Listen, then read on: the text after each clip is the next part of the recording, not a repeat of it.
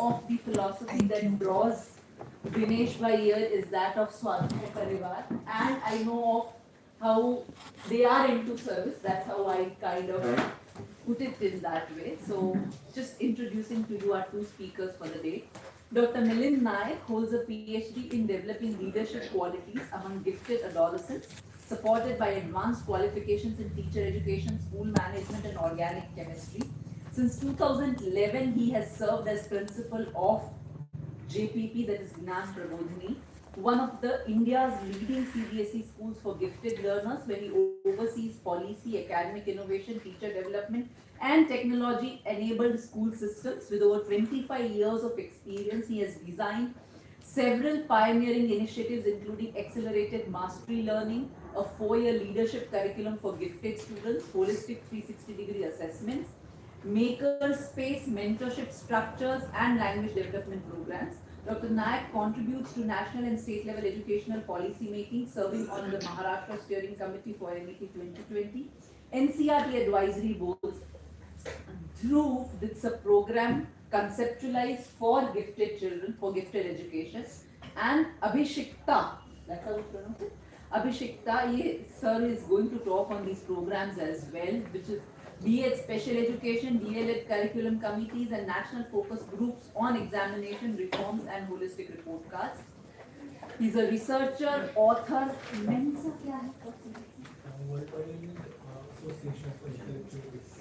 Mensa is a worldwide association for intellectually gifted children, and he's a member of it, an international presenter, and continues to shape the future of gifted education in India.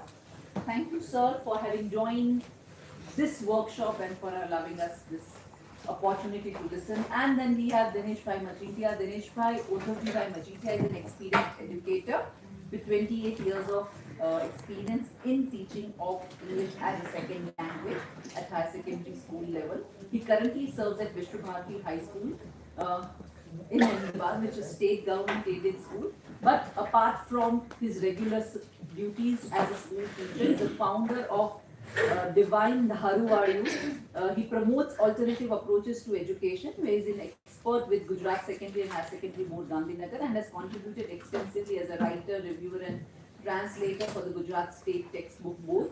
His works include convening and co-authoring English language textbooks, supplementary reading books, workbooks, but more of all, he practices Srimad Bhagavad Gita in that sense, if I may put it, and has brought out books that include Srimad Bhagavad Gita in Gujarat State textbook. So we invite both the speakers for the session today and over.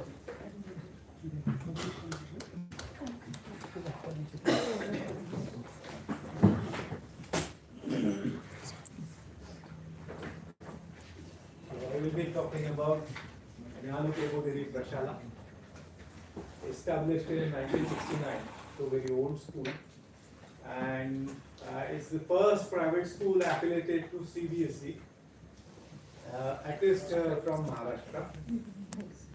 It happened accidentally.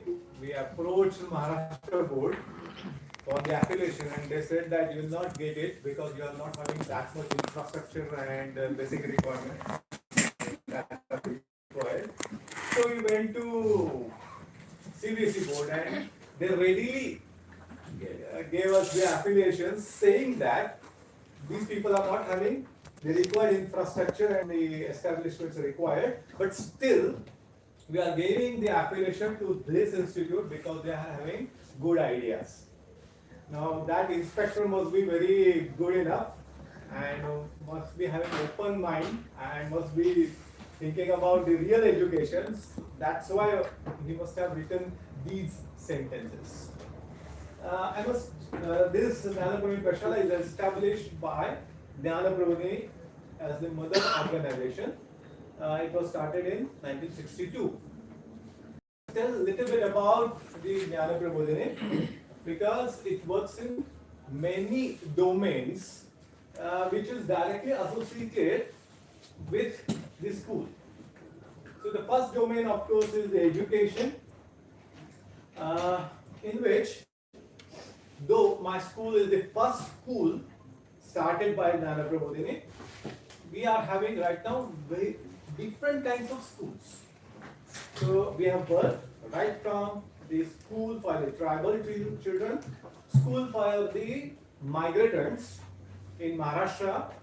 There are sugarcane harvesters who migrate from the eastern part of Maharashtra to the western side, where there are many sugarcane factories and fields. So these migrants migrate along with their children to the western side, and of course their children's education gets disconnected. So we started 100 days sugar schools in huts, where these students used to come over there and continue their education. We used to give them the certificate, and after going back to their native places, they used to continue the education. The pathshala from Haryana, you might have heard, is based on the same concept, and there are many more ideas came up later on. So right from, what I want to say is, right from the students who are intellectually gifted to the tribal people, Jnana Guru is working in all scope of the education. Similarly, we have a sports school from 5th to 10th standard. So we select students who are in the 4th standard or 5th standard, entering into 5th. And we have first private unaided sports school, and giving best results. 80% of those students are playing nationals. Of course, there are very few who could play international, but many of them play the national level. We have Gurukul, established in 1991, which is based on Panchakosha philosophy. Most probably it is the first one, affiliated and with having affiliation with Maharashtra Board and all those things. So what Jnana Guru likes to do is, it likes to experiment in the education for designing the Indian or the new way of education. So we are doing lots of experimentation. We have competitive examination center. There will not be any district throughout India, I would say, where ex-student of Jnana Guru is not there, having some post, administrative post. We have research work, where we have 3 research institutes. One is in education, the other one is in psychology, the third one is Santrika. Santrika means Sanskrit, Sanskriti, Samshodika, which works in our ancient traditional literature like Vedas, Puranas. Especially in Ramayanas, we have 2000 types of Ramayanas in 300 languages and 30 scripts. So we are working in that field also. Another achievement of the Santrika is we have. Can you explain 2000 Ramayanas means what? 2000 editions, or we have collection of Ramayanas from all over world. There's Adhyatmik Ramayana, there's Ramik Ramayana, Yes, there's Ramayana, correct. like this. Yes. And you come up to 2000. Yes, that number comes up to 2000. So there are variations also. One from, say, eastern part of India, like Meghalaya, they are also having different version of Ramayana. You know, as I said yesterday, when you are more advanced in meditation, then you will see the Ramayana. And so if somebody has a poetic sort of skill, he will naturally start to write it down. Because the Ramayana is a reality of the most subtle level of consciousness. It is not so, therefore, but and nevertheless, I never heard 2000. So I need to have your address. You must visit my institute. Yes. And you must have interaction with those researchers. I'm not from that field. I'll not be able to elaborate more on this. You're a chemist, huh? You're a chemist. I'm from chemistry background. Yeah, I understand. I will say I'm a chemist also. So that way you are corrected. Yeah. I was going to talk about fridge of copper and all those things when he was talking, but I avoided that. Okay. another achievement of that department, Santrika, is we have modernized our 16 sanskaras said in Hindu culture. Right from the Namakaran Vidhi to, or rather beyond that, before that, there is Garbhadhan Sanskar, up to the Anteshti, we have modernized those sanskaras so that you must be able to understand the meaning of that sanskar. Because we believe that there should not be karma kand. There should be, whenever you do the sanskar, there must be understanding of that meaning and it should be done in the proper way also. So it is a सामूहिक, सब लोग बैठकर इकट्ठा करते हैं, not individual. कोई एक priest आएगा, कुछ तो बड़बड़ करेगा और जाएगा, ऐसा नहीं. सब लोग इकट्ठा बैठेंगे, सब लोग उसमें सहभागी होंगे और इकट्ठा एक सामूहिक संस्कार होगा. तीसरा, जो उसमें साथ संगीत भी होता है, तो वो सुनने में भी अच्छा लगना चाहिए. इस तरह के modernization of Indian rituals, I would say, that is also done in this research institute. The other one, the next one is rural development. We are working in about 500 villages throughout Maharashtra. How many villages? 500. In women empowerment, in watershed development, health, we have worked in eradication of leprosy and then Kshay Roga, some and many more things under the rural development. And there are projects in energy, there are projects in agriculture, so in rural development also. In health, we have biggest hospital in Pune and the best hospital in Pune. We are working with Lata Mangeshkar Medical Foundation and the name of the hospital is Dinanath Mangeshkar Hospital. And we have many more. One is now is upcoming is in Borivali, Mumbai also, along with the Daman. So these are the that way elite hospitals, I would say. But we are also having rural hospitals in the Vella sector or the Shivapur sector of Pune. Those are the most backward talukas of the Maharashtra. Then we have national integration division. We are working in Arunachal Pradesh or Kashmir. So the borderline areas where there are problems with integrity. So we have hostel for Manipuri students in our Solapur branch, where 30 students are studying. So we have lots of exchange programs over there. We work in Naxalite areas like Gadchiroli and all those for integration purpose. I will not go into those details. But so though we have begun with the education sector, we are working in all these sectors. This is because when we got the freedom, we were in bad situation. So there was poverty, there were problems of integration, there was problem of development in all sorts of domains. So what our founder director Dr. V.V. Pence said that there was crisis of identity. The Indians were not knowing who we are because outwardly at least we were different, and effort was needed to for integration of all those. So there was crisis of identity. As there was crisis of identity, there was crisis of confidence also, and we were economically that way backward. There was crisis of character. We have spoken a lot on this, so I am not going to do those details again. And there was crisis of leadership. So it is easy to have education against some government, but it is very difficult to have a positive governance, I would say. We were not having that experience. We were again doing lots of movements against the British government, but we are not having that experience of how to run the country. And so these were the problems in front of our India. And so Dr. V.V. Pence started Prabodhini, which will work on all sorts of problems in front of India. That was the primary aim. Although jnana prabodhini agrees that the long-term goal of or the parallel goal, I would say, of the education is manifestation of perfection already in man, or the manifestation of divinity as spirituality.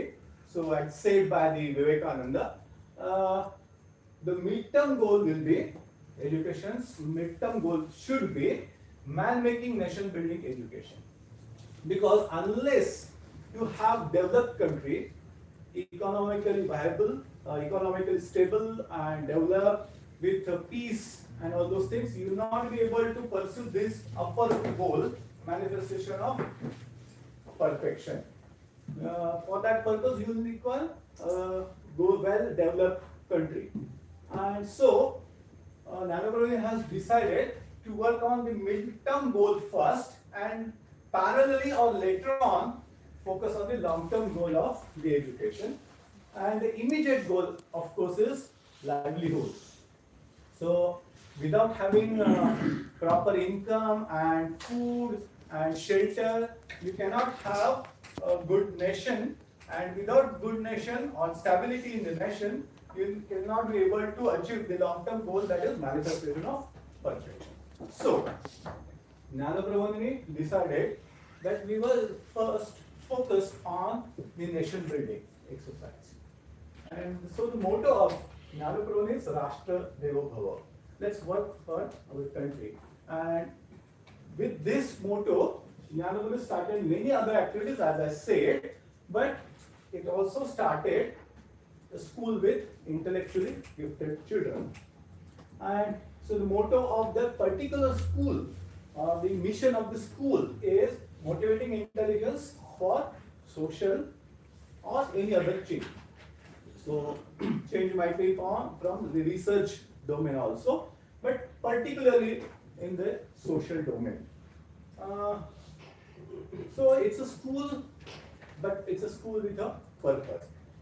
And to achieve or fulfill that purpose, we have kept three specific aims. The first one is all-round personality development.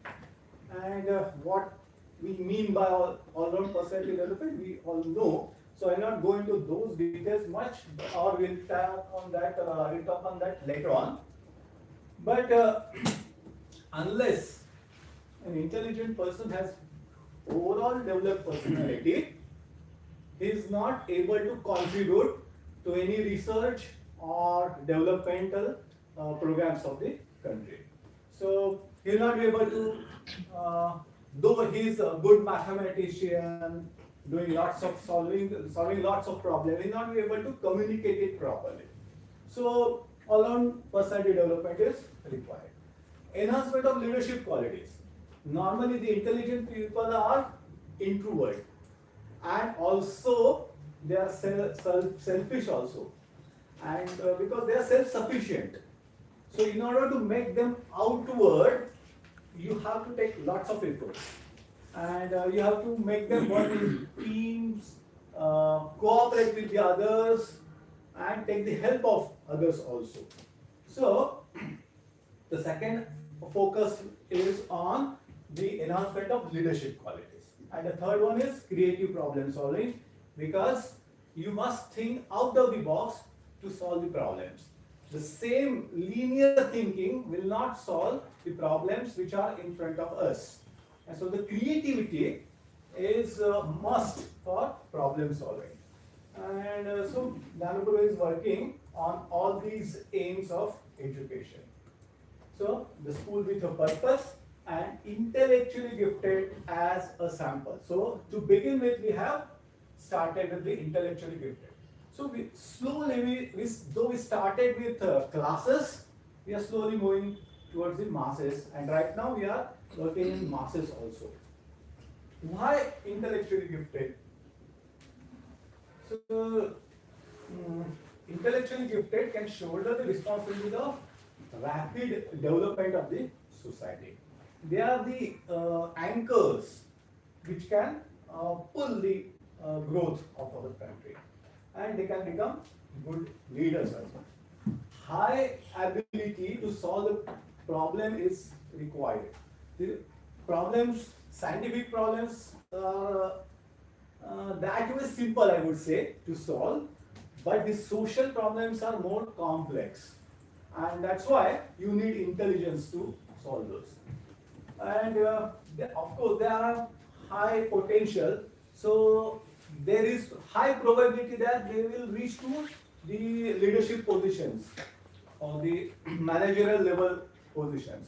So if you inculcate proper values to those potentially potential leaders, then it will help to change the scenario of our country.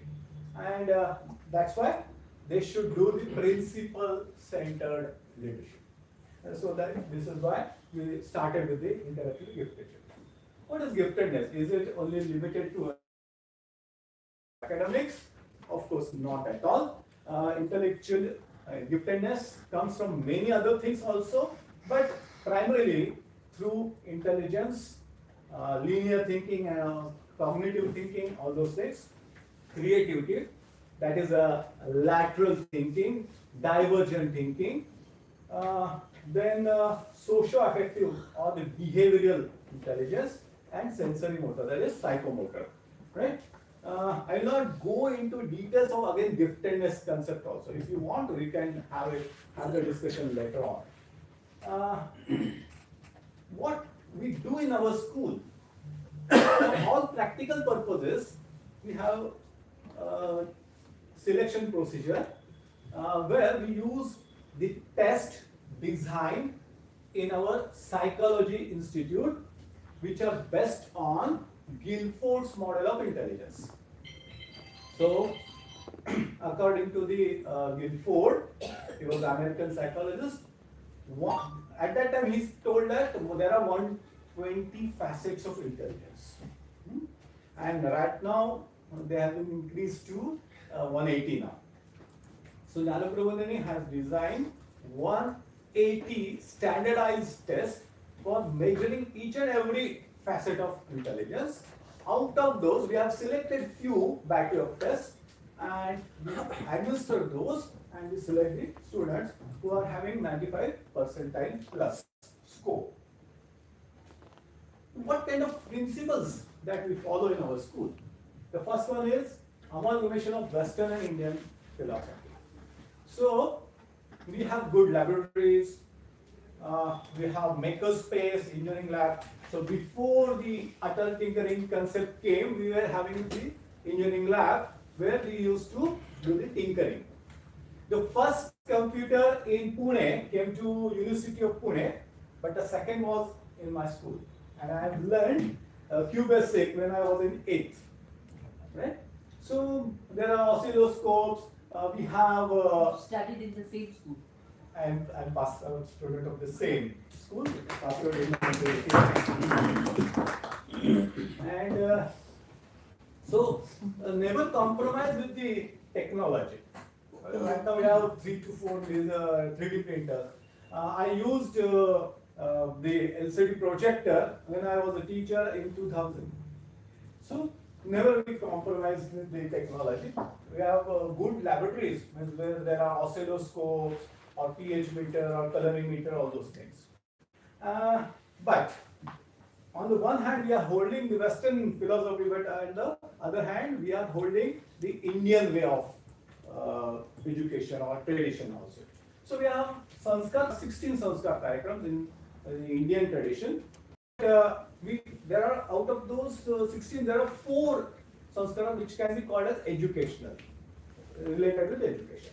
So we have Vidyarambha Samskara, then we have Varsharambha Samskara, then we have Varshanta, and the Vidyavrata Samskara. Vidyavrata is the modernization of Upanayana Samskaras, or in Marathi we call it as Munja, head ceremonies. So I will just give a minute to the Vidyavrata Samskara. It is done in 8th standard, not after age 8, because what we think that he must be able to grasp the meaning of the sanskar. So when the student is of age 12, is able to understand the importance of that samskara and meaning of that samskara. So is it for girls and boys both and about the caste? Yes, it is for both girls and boys and from any caste and creed. And priests, and priests are also women priests and from all castes also. We train them, of course, after doing certain kind of training, they can work as priests also. This Sanskar Karyakram, Vidyavrat, actually happens at the end of that year, but that program is not important. Before that, lots of processes are done. So there are about 16 lectures which tells the student about the development, personality development. What is Annamay Koshi Vikasana, or physical development, what is emotional development, what is intellectual development, all those things are told to the students through lectures. Then there are group discussions where they can have a discussion with the teachers about their queries. Then they do the sankalpa for 1 month from one domain. So, for example, if somebody does the sankalpa under the Annamay Kosh, he says that I will not eat salt for 1 month. It's very difficult. Yes. Have you ever tried it? Or I have left samosa, I will not drink tea for a year or something like that. So these are small sankalpas, but that will lead to self-regulation later on, and that will get converted into pratijnas. So begin with the short sankalpas, and later on they will go for the pratijnas. We expect that there is prarthana every day, but we expect that the children who have undergone the Vidyavrata Samskara, they should do the Upasana every day. Vidyavrata Samskara, after that there is a 3-day or 5-day camp at some holy place like Sajjangarh, where there was residence of Swami Ramadas, and they know over there, they understand how to behave in Brahmacharya Ashrama. What are the rules that are to be followed in Brahmacharya Ashrama? And after undergoing so long process of 1 year or so, they will write letter to the principal that he or she wishes to take the Vidyavrata. So that is also a conscious, that must be a conscious decision. And so that's how a single samskara takes place, and all the parents or their relatives all will come over there and they Is will it in take school? Is it in school? It is arranged in the school itself. And they take chinna as Om or Tait or cross, whatever they want, depending upon their religion. They are allowed to do so. But this whole samskara, Vidyavrata samskara, is important for them. This makes them self-driven towards the studies, all kinds of studies, bookish, academic, or studying some philosophy or other things also. Right? I'll go to those details later on. We give lot of principles followed. Under that, we think that every child is unique, and so we give lots of exposures, give challenges, options and choices, and pace of learning is also adjusted so that they will find out their swadharma. Okay, what kind of work I should do in my later life. Exposure, there are lots of field trips, at least 8 field trips in a year. Lots of challenges are given, like let's not drink a drop of water till we climb this fort. Right? There is a good high elevated fort called a Sinhagad nearby Pune. Something like that. These challenges are given to stretch their ability, and we believe in stretching the abilities instead of Giving luxury. हाँ, Or developing it for what? options and choices. The word compulsory is very less time we utter that particular word. So, for example, when students are in fifth, they undergo lots of exposure to the arts. So they will do something in means nritya, natya, chitra, shilpa, gayan, vadan, tabla, samvadini. So there are basic 9 forms of arts. Though we don't call it as arts, we call it as expression skills. They will undergo all the 9 forms of arts or expression skills, and when they come to the 7th, they will choose one out of that. So similarly, they have lots of options and choices. When they do the projects, they will find their own problem on which they will do the projects. I'm not going to much into that. Pace of learning. We in our school for subjects like English and Maths, we have mastered a concept of level system. So students go to that particular level according to his achievement.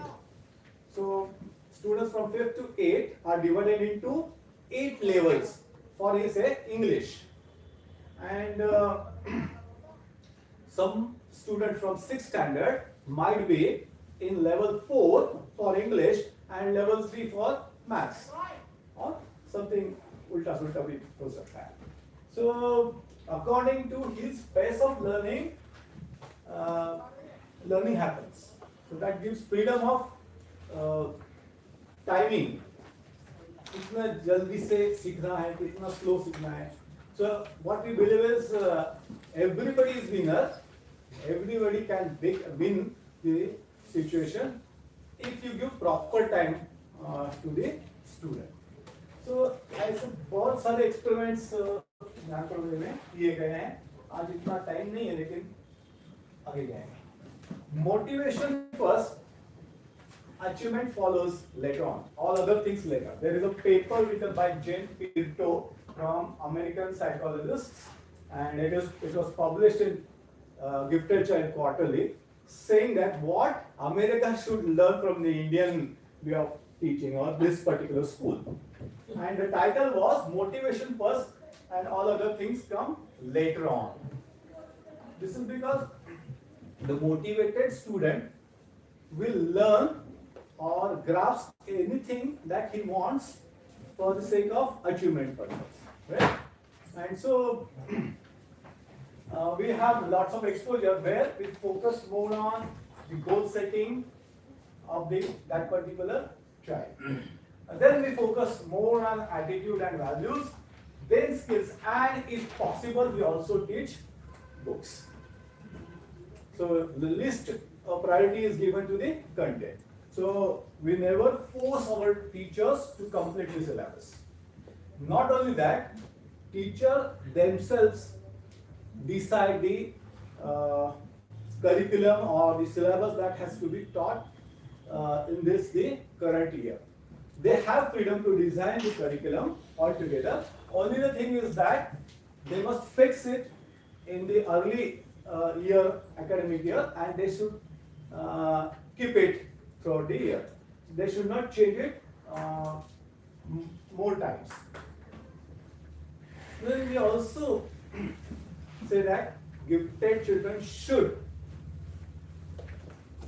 be motivated by some of the other kind of ideology. And so, in my school, there are camps or the study camps where we have camps on all sorts of isms. So, what is समाजवाद, साम्यवाद, ये सब क्या है? इसमें क्या तत्व आते हैं? किस तरह के डेवलपमेंट इससे हुई? इसमें प्रॉब्लम्स क्या है?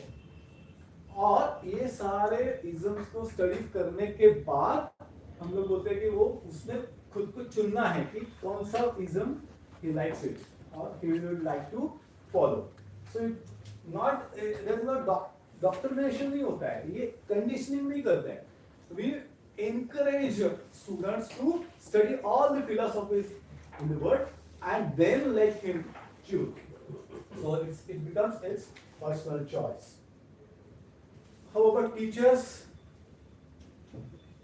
you won't believe, there are 5 different kinds of teachers.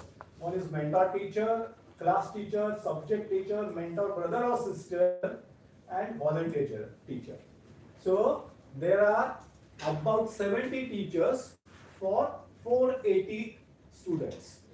Now you see you say that this is very luxurious. No, appointed teachers are only half of that, and most of them are volunteers or part-time teachers or come for on clock hour basis. So we become resourceful if we allow to have a liberal structure in our school. And somebody while presenting yesterday said that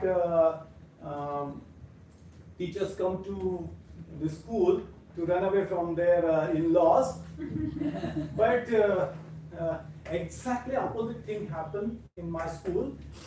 Those women mid-age having a good career in the academics are sitting in their homes without doing anything. So if your school allows them to come for the part-time, they are good additions to the staff, right? So they add to the quality of the school. So whosoever is, yeah. They are away from the mother. Yes, they are away from the quality, but for the school, they add to the quality. Yeah, it's the same thing. It's a win-win situation. It's a win-win situation. It's a win-win situation, right? What is mentor teacher? Mentor teacher is the teacher who takes care of those 40 students. We have a class of 40. That mentor teachers take care of those 40 students throughout the schooling, from 5th to 10th and later on also. Our school is up to 10th only, but he becomes mentor for lifelong. The attachment is so that he may come back when he's in 12th or first year if he comes across some problem in his life. So mentor teacher, he is the parent in the school. He is his parent in the school. Class teacher, normal class teacher. How much is the attrition in the school? How long do your teachers stay? Fine. How much is the attrition? Teachers drop out. Drop out 1 or 2 a year. That too because of their personal reasons, not because of salary and all.